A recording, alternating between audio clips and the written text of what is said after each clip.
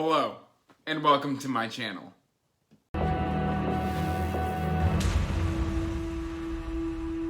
Hey everyone, welcome back to Andrew's Wizardly Reads, and today I have got another book review for you. But before we get into that book review, make sure you are liking and subscribing and hitting that bell notification so you can get regular updates for when I put out new content.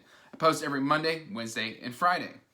And then I may be posting additional book reviews throughout the week. I'm still trying to kind of figure that schedule out, kind of going forward.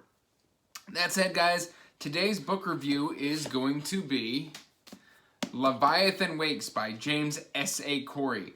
This is the first book in the Expanse, as you can see right up there on the top with the sticker or the little imprint that I can't remove. It always bugs me when they advertise the show on the book. Like, I know it's a show, but I mean, come on. I'd rather just have a pretty, unadulterated book.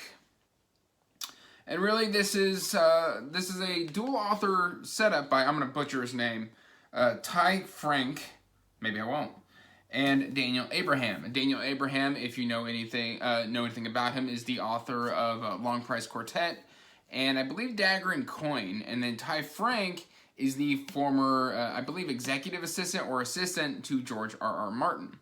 And if that tells you anything, it should, because this book is way darker than I thought it would be. That's it. Let's get into a little bit of the what's it about. So we kind of start out here. We're in the 23rd century, roughly, give or take, I think, a couple years. Not that it really matters. It's in the far future.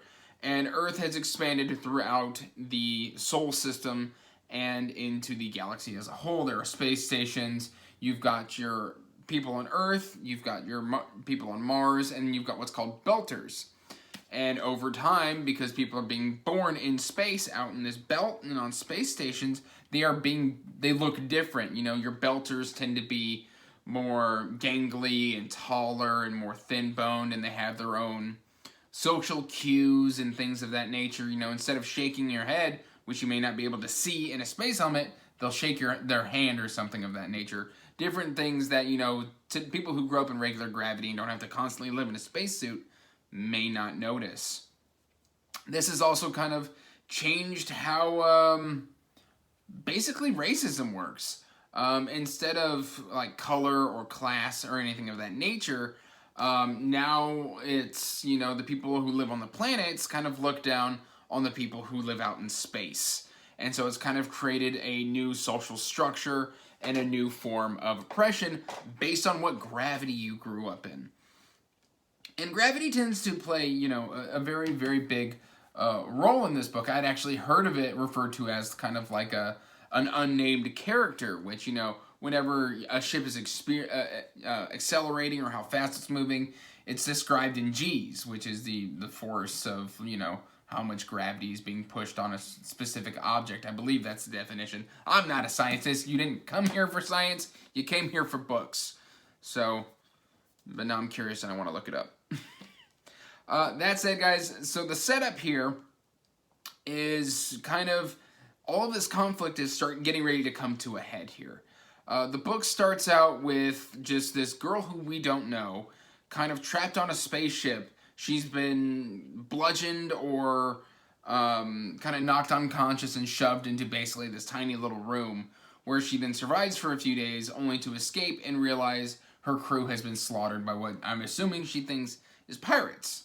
We then kind of jump forward and we meet our sort of belter kind of crew. Basically, these people work what is called an ice hauler.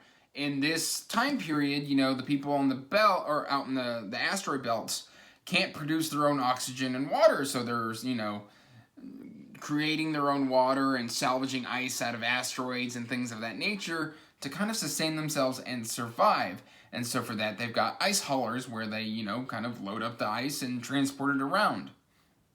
And from here, this ship is called the Canterbury, and the XO Holden is one of our main POVs. Him along with his, I don't want to get into spoiler territory here, his second in command, Naomi, the pilot Alex, and the mechanic Amos. Kind of enter into what is essentially a fight for survival. Essentially, they receive the distress signal from that ship that girl was on, and they go to investigate. Only to, when they go to investigate, to have the Canterbury destroyed, and then they are fleeing for their lives, stuck between multiple factions, pulling them in different directions, and they don't know who to trust. They don't know what this conspiracy is coming from. They don't know why the world or the universe is going to war, essentially, over this. Then we've got another, our second main POV, which is Detective Miller. Detective Miller is on Space Station Ceres? It's one of those. But essentially, Detective Miller is tasked with finding a missing girl. He gets handed this assignment, what is called a kidnap job. It comes up multiple times throughout the book, the phrase kidnap job. Basically, her family is very wealthy and they want to get her back. And unfortunately, we all know she's really not on station. And this kind of interconnects into this kind of galactic mystery and conspiracy theory, and this overall just really compelling, surprisingly dark story. There is a lot of blood, there is a lot of death, there is a lot of just mutilation. There is so much in this book. And when I say mutilation, I don't mean torture. I just mean, it's kind of hard. Disfigurement and things of that nature. It's a sci-fi, so you can think that there is a kind of element that's going to involve maybe space and space particles and things of that nature. And it all kind of comes to a head here. I loved this book. It was a very, very fun ride. It was just action-packed and so compelling. I do have some complaints structurally and kind of the way the book is written. For a book that's supposed to be set in the 23rd century, it feels very 21st century. At times, towards the end of the book, it gets explained a little bit, but that doesn't help me when it should have been explained a little bit further in the book. It feels very much like a 21st century story that's just had some elements tacked onto it to make it feel just a tad bit futuristic. One of the main characters constantly refers to Don Quixote, which, I mean, at this point, Don Quixote is, 400 years ago? And the authors didn't take the time to invent any, cultural references from, say, late 21st or early 20th or the 22nd century in between that time. Literally everything references things that we know of as today, like Rottweiler, like dog breeds haven't moved on, alcohol hasn't moved on, but then there's gags about cheese, but it's not applied to alcohol and the import taxes and things of that nature. Just a little things that kind of broke immersion for me and made it a little less believable. Another thing that I noticed, because I both read this copy and listened to it on audiobook, and I think it's more prevalent if you listen to it on audiobook, but the dialogue here is very good, but it's the descriptor that delivers the dialogue to you that can get a little grating after a while. If you've got two characters talking back and forth, it'll be Miller said, Holden said, Miller said, Holden said, Miller said, Holden said, Naomi said, Miller said, Holden said. It just says, this person said, lots of times. And it's not every chapter, so I'm wondering if that's just the two authors trying to find their groove and kind of just maybe not nitpicking enough at each other's to make it feel like it was written by one author or one, creative vision. The vision here feels very good. But it just, at times, you can tell that it is written by two different people. Because oftentimes you'll be, essentially your two switching POVs are Holden and Miller. And they swap back and forth, and sometimes it's the Holden and Miller said is there, sometimes it's not. So you can tell that somebody wrote a chapter, and then somebody else came in and wrote the next chapter, and they just kind of flipped back and forth.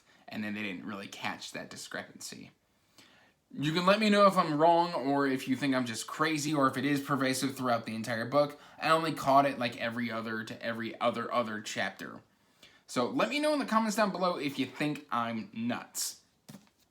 That said, guys, if I had to rate this in Aliens, it'd be a 4 out of 5 Aliens. It was such a delight. I already have the next 4 books, which thank all the mighty gods that I liked this book, because they're all hardcover and I all paid up for most of them.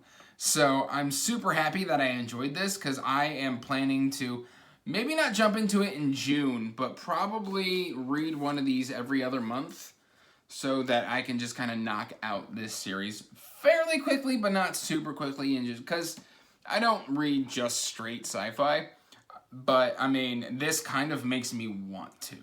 The Expanse is such a delight, and if you haven't read it yet, you definitely need to. I am so excited for the next book, and I just cannot wait to dig into it. So that said, guys, that is Leviathan Wakes by James S.A. Corey. It is a high recommend for me. Even if you don't like sci-fi, I still think you will pretty much love this. I don't know anybody who has rated this lower than a 3.5. And I mean, if you know somebody who didn't absolutely love this book, please let me know. Well, actually, I do know one person. I believe Abby Salter didn't love this book. But Abby doesn't really like sci-fi all that much, so I'll forgive her, and she gets a free pass. That said, guys, make sure to like and subscribe. Drop into the comments below to let me know your thoughts on Leviathan Wakes, or just check the description for the link to the Wizardly Duo Discord. We would love to have you drop on in and talk to us. Till next time, guys, stay magical. Peace out. Bye.